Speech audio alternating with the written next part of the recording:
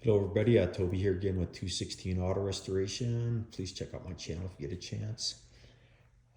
Continuation of the 1976 Firebird Trans Am 455 4-speed car. Got the car blocked out.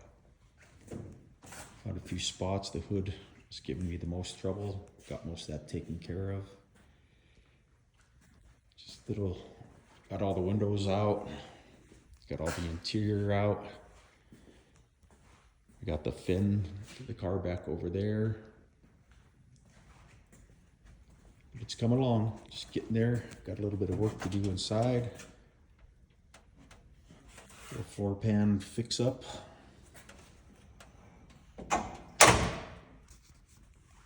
And get the headliner out.